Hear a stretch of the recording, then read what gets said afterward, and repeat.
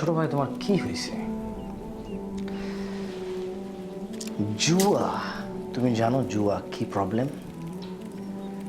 যে জুয়া খেলে তার বাচ্চারা পড়ালেখা থেকে বঞ্চিত হয়,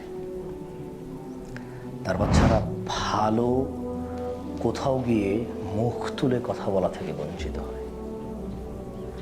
একজন জুয়ারি সে জুলম অত্যাচার করে তার স্ত্রী সন্তানের প্রতি, তার মা বাবার প্রতি, তার আত্মীয় স্বজনের প্রতি।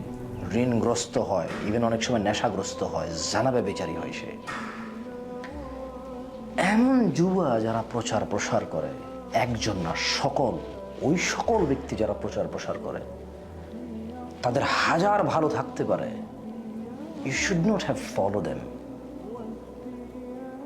তার আর কোনো ভালো কাউন্ট হওয়া উচিত না যে জুয়া প্রচার প্রসার করে। কারণ একজন জুয়া যে খেলে, তুমি জানো না সে জুয়া খেলে সর্বস্ব হারায় আসে, ঘরে তার স্ত্রী সন্তানকে মারধর করে, যৌতুকের জন্য বউকে বাপের বাড়ি পাঠায়, অনেক সময় তালাক দিয়ে দেয়, এরপরে আবার হুজুর ডেকে এনে কি কি করে, আবার থাকে, বাচ্চা কাচ্চা আছে এই সেই বলে।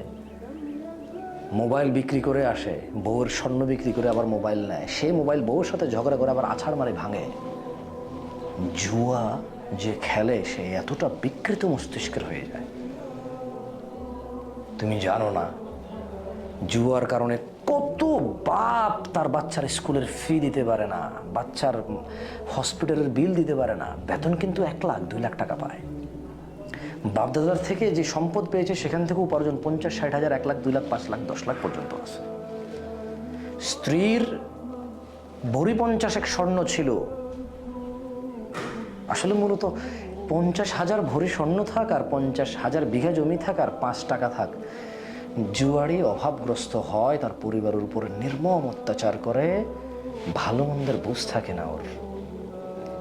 ওর মেয়েটা ভালো কোথাও, কত সুন্দর শিক্ষিতা, কি ভদ্র একটা মেয়ে, ভালো কোথাও থেকে বিয়ের জন্য আসে না, কারণ বাপ জুয়া খেলে।